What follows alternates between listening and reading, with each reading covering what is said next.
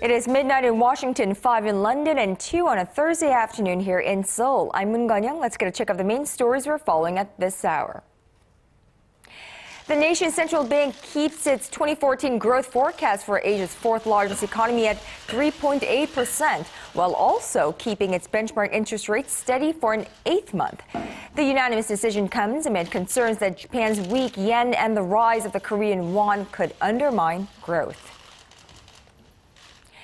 The Korean government unveils a string of measures aimed at making the country one of the world's top 10 destinations for foreign direct investment within the next few years. And China and Japan are taking their diplomatic row over Japanese Prime Minister Shinzo Abe's recent visit to a controversial war shrine to a whole new level. We'll tell you how, but first let us begin this Thursday afternoon with the central bank's rate decision. Now, the Bank of Korea has left its key interest rate unchanged at 2.5% for the eighth straight month in January. Announcing its decision Thursday, the central bank said it expected the economy at home and abroad to stay on a path to moderate recovery. Now, the bank did, however, take note of a rapid strengthening of the Korean won against the Japanese currency and lingering uncertainty stemming from the U.S. Federal Reserve's decision to start scaling back its bond buying program. The weak yen, which lost a fifth of its value against the won last year, is a major concern among policymakers as it erodes the price competitiveness of Korean exporters against their Japanese rivals. The central bank also says it expects the Korean economy to grow 3.8% this year and 4% next year. And Seoul shares were a little change in early trading on this Thursday as cautious sentiment prevailed before U.S. non-farm payroll data and corporate earnings results, muting the rate decision by the South Korean Central Bank on options expiry day. As of 1:30 p.m. Korea time, the benchmark Kospi was down less than 0.1%, trading at 1957, while the Tech-heavy Kazakh was trading higher by 0.3%. On the foreign exchange counter, the Korean currency was trading stronger against the greenback at roughly 1,063.5 won. The improving job market in the United States is what convinced Federal Reserve officials to begin scaling back their bond buying program, and according to the minutes of their December policy meeting, which were released on this Wednesday. The minutes show that most Fed officials believe that the central bank should completely wind down bond buys by the second half of this year. Well, the Fed announced at the end of its December meeting that it would cut its purchase of mortgage bonds and U.S. Treasury bonds from $85 billion a month to $75 billion. Most analysts believe that if the U.S. economy continues to pick up, the Fed will carry on cutting its purchases by $10 billion after each policy meeting in 2014. Back here in this country, the Korean government is aiming to lure more foreign direct investment to boost the economy and is promising a better climate for investment and quality of life improvements. Kim Min-ji reports. The Korean government on Thursday unveiled a set of measures to draw more foreign direct investment to the nation in a bid to spur economic growth by boosting production and creating jobs. The Ministry of Trade, Industry and Energy's blueprint includes a relaxation of regulations on foreign investment and incentives to encourage global companies to set up their headquarters in Korea. First, the government plans to ease and clarify foreign investment regulations. Many economists have pointed out that one of the biggest obstacles to foreign investment in Korea is the maze of confusing regulations on overseas investors. The government also plans to encourage global enterprises to establish regional headquarters and research and development centers in Korea. For all foreign employees at the headquarters, the government will fix the income tax rate at 17% and extend their visa status to a maximum of 5 years. The blueprint also includes a series of incentives for foreign investors, including quality of life improvements. Finally, the government also plans to map out strategies to attract more foreign investment in the future. Although Korea has seen the amount of foreign direct investment jump in recent years, the country is still far behind other global players. In 2012, foreign direct investment in Korea came to $147 billion, far below the U.S., which had $3.9 trillion, and Britain at $1.3 trillion. In addition, Korea's foreign direct investment in terms of GDP is the lowest in the OECD. FDI accounted for just 12.7% of GDP in 2012. That puts Korea second to last among the 34 OECD countries and far below top-ranking countries such as Luxembourg, Ireland, and Britain. But with the newly announced plan, Korea is now aiming to become one of the world's top 10 investment destinations in the coming years. Kim Min-ji, ARIRANG News. President Park Geun-hye's first overseas trip of the new year will take her to India and Switzerland. Now she embarks on a 9-day tour of the two nations next Wednesday. Our presidential office correspondent Oh Jin-ju has the details. The creative economy will be the key theme of President Park's trip to India and Switzerland. The concept encourages collaboration between creative ideas and the science and technology sector to produce new growth engines for the economy. In India, President Park is scheduled to hold bilateral talks with Prime Minister Manmohan Singh, and the two are expected to discuss cooperation in the sectors of security, trade and investment, and most importantly, science and information communications technology, the key parts of a creative economy. Further cooperation in this field with India, a huge market with a population of 1.2 billion, is expected to give a boost to President Park's vision for a creative economy, which is one of the major goals of her 3-year economic reform plan unveiled earlier this week. In the Swiss capital of Bern, President Park will hold a bilateral summit with President of the Swiss Confederation, Didier Burkhalter, and the two are expected to seek ways to expand cooperation in various fields, especially science and technology and vocational training, sectors that are strengths for the European country. President Park's trip marks the first state visit by a Korean president to Switzerland. During her stay in that country, she will also attend the World Economic Forum in Davos and give a keynote speech on the creative economy and entrepreneurship. The presidential office of Chung Won-do says President Park plans to introduce her economic reform plan, which centers around the creative economy, and promote Korea's economic and investment environment to bring more foreign businesses to the country. Oh Jin-ju, ARIRANG News.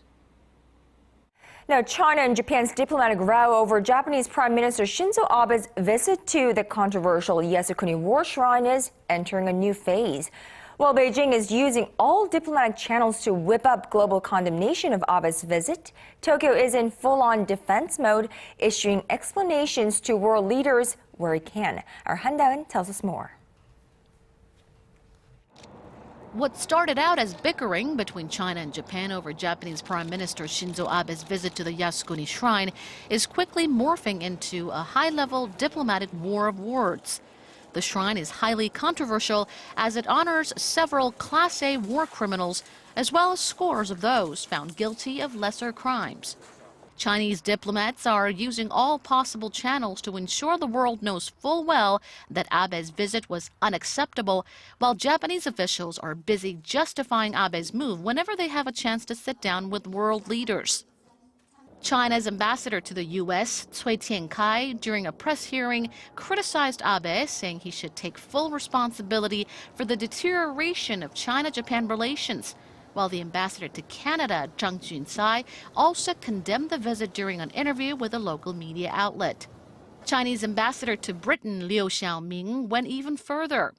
In a letter published in Britain's Daily Telegraph, Liu compared Abe's visit to an evil wizard of the Harry Potter series, saying, "If militarism is like the haunting Voldemort of Japan, the Yasukuni Shrine in Tokyo is a kind of Horcrux, representing the darkest parts of that nation's soul." Japan is mounting a strong defense to China's diplomatic offensive. Japan's Foreign Minister Fumio Kishida, during a trip to Europe earlier this week, told his Spanish counterpart that Abe visited the shrine to console the nation's war dead, as well as to make a pledge that Japan will never trigger a war again. Although Tokyo's #1 ally, the U.S., has already expressed its disappointment, Japanese diplomats are busy attempting to soothe ties with Washington. Against such a backdrop, Japan's director nominee of the newly established National Security Council, Shotaro Yachi's visit to Washington next week is gaining more attention than it might have done before. Experts say China and Japan's row has the potential to become even more emotionally charged as the two nations' foreign policies are based on strong nationalism. And this, they say, would further escalate already heightened tensions in Northeast Asia. 한다은, ARIRANG News.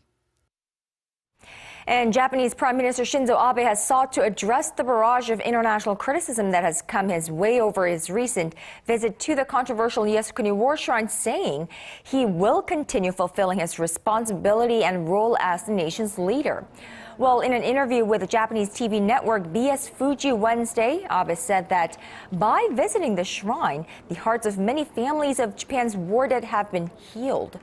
Responding to Washington's official statement expressing his disappointment over his visit to the shrine where Class A war criminals are also honored, Abe said he could clear up what he called the misunderstanding once he explains his stance to U.S. officials. Well, it looks like Dennis Rodman has put on a show. The world is asking whether it was appropriate for the former NBA player to have sung Happy Birthday to North Korean leader Kim Jong-un.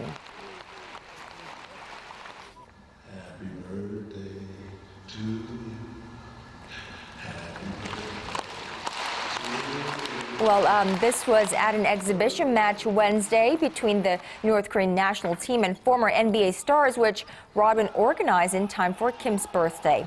This is Rodman's fourth visit to North Korea, whose leader he refers to as a friend for life.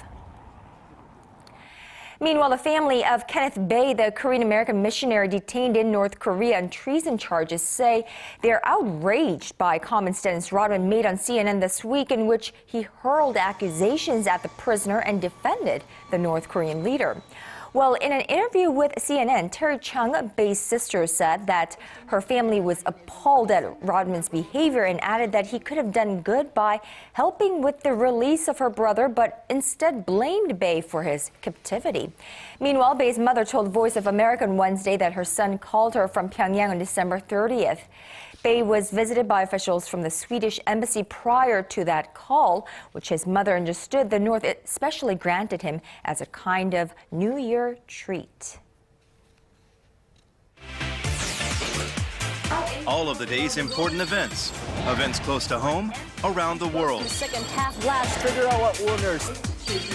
The arts and culture scene and the heart of global business. Experts added that if ARIRANG News has your whole day covered. the legislature will convene a plenary session this Wednesday and vote on the government restructuring.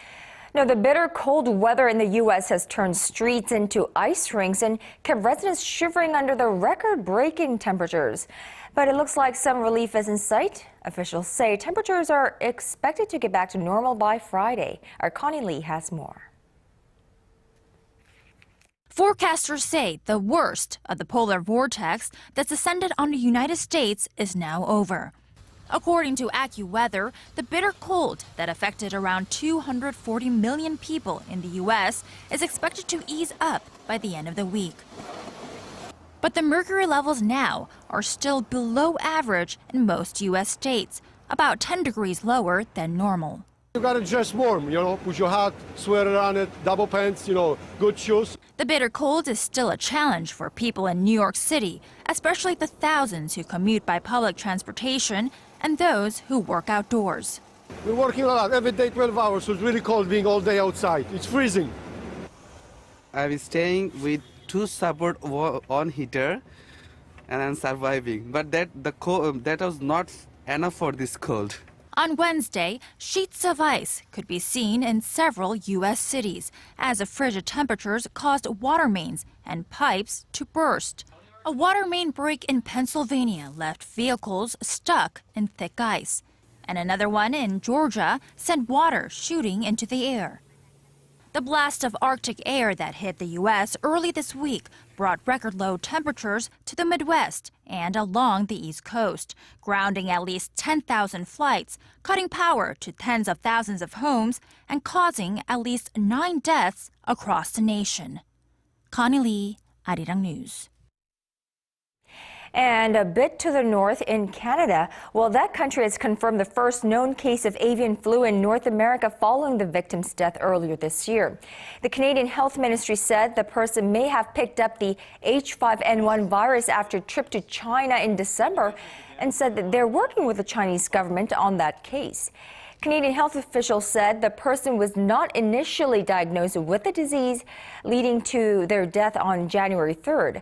Well, the officials did not identify the gender, age, or occupation of the deceased. Officials say this is an isolated case and that the risk of the general Canadian population is extremely low.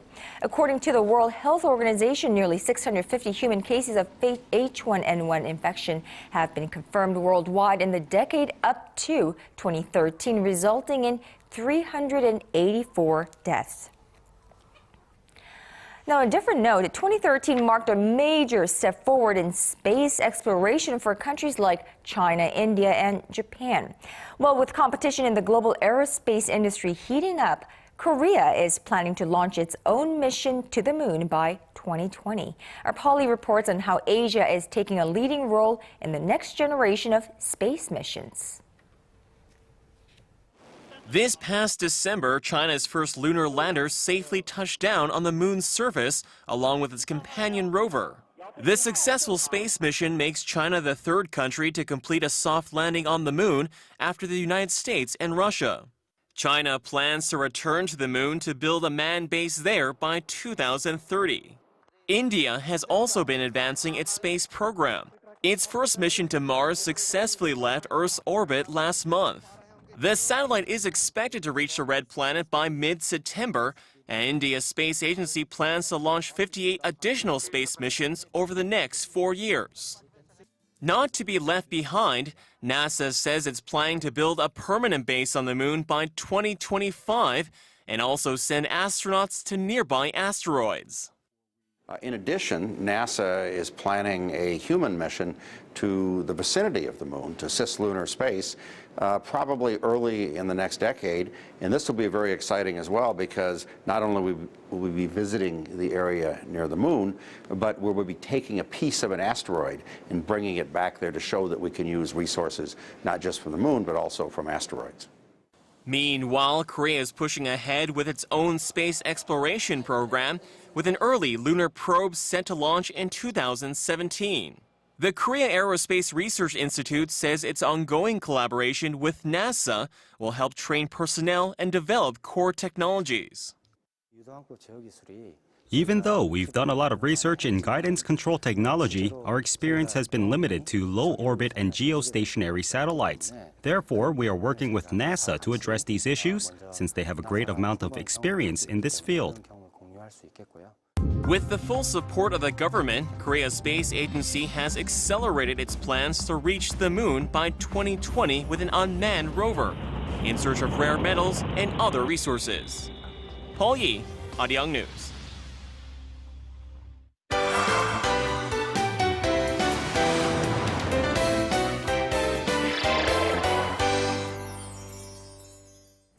And now it's time for our daily arts and culture segment with our Lee Tae-ho. Now today, Tae-ho brings us all of the latest in K-pop news and music. Good afternoon to you, Tae-ho. Good afternoon. So now you're going to start us off with the return of a duo that's been dubbed K-pop royalty by a U.S. music magazine. That's right. Now, they released their album on New Year's Day, and they've been receiving positive reviews ever since. And there's no need to tense up because you're about to meet the kings of pop.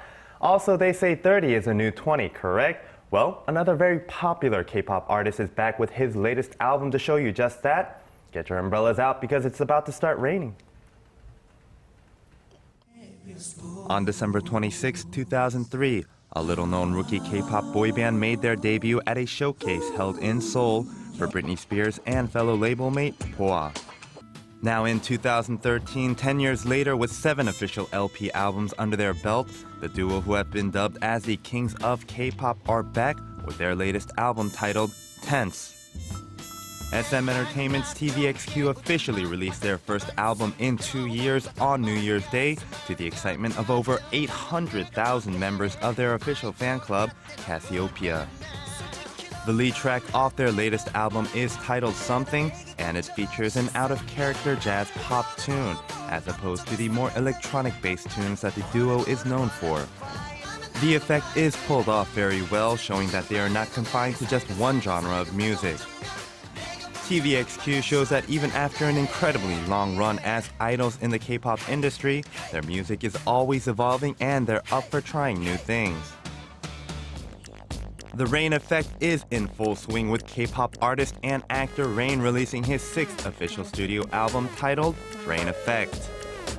Dubbed by the music website Billboard.com as a pioneer of the Korean wave, Rain shows that he hasn't lost his step even after a 4-year hiatus from the K-pop scene, 2 years of which were spent serving mandatory military service.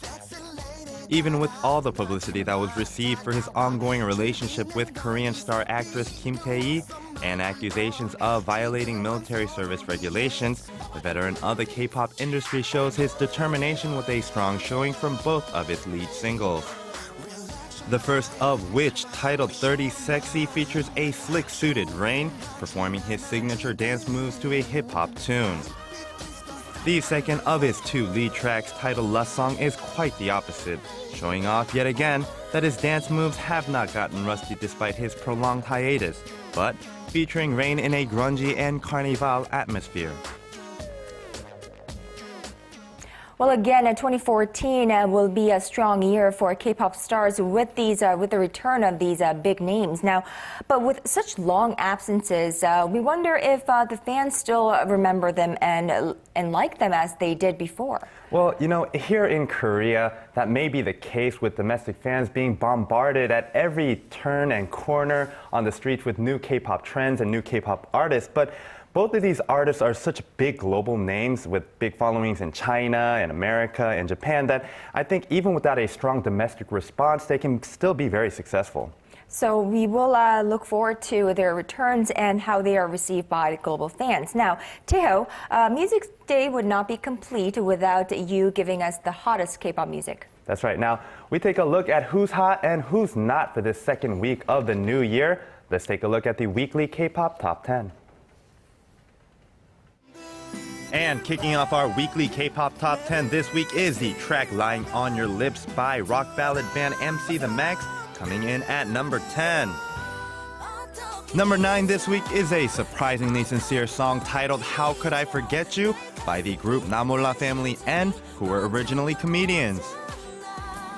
And still on the charts at number 8 is a song from the now concluded hit drama Reply 1994 titled Destiny, which is sung by one of the couples from the drama, Kim Sung-gyun and Do-hee. At lucky number 7 this week is the K-pop veteran Rain with the lead single 30 Sexy from his latest album, Rain Effect. And at number 6 this week we find another track from MC The Max. This time it is the song We in the Past. Kicking off the top half of the chart this week at number 5 is IU with her single Friday featuring Lee Jung of History from her epilogue album, moving down 3 spots from last week.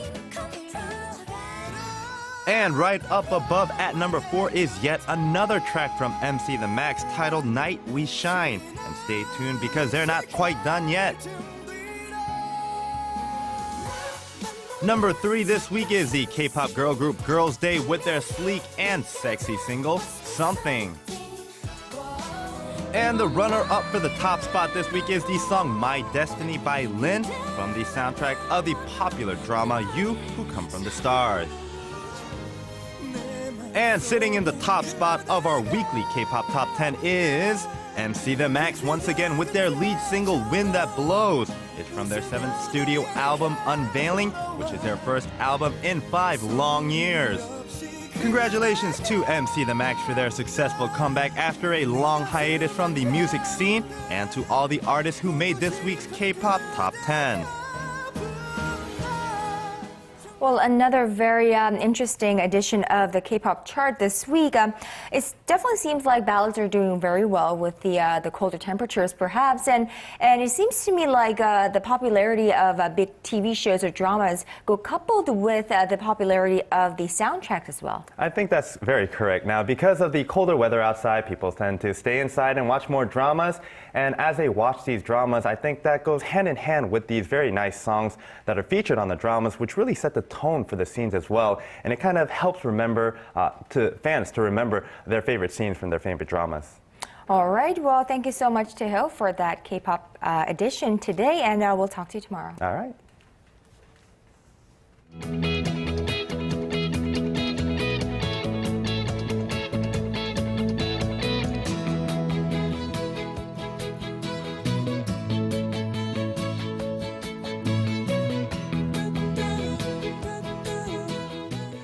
Well, it is one freezing day here in Seoul with a cold wave advisory issued in most parts of the central region. But here now is a look at the weather conditions in your neck of the woods.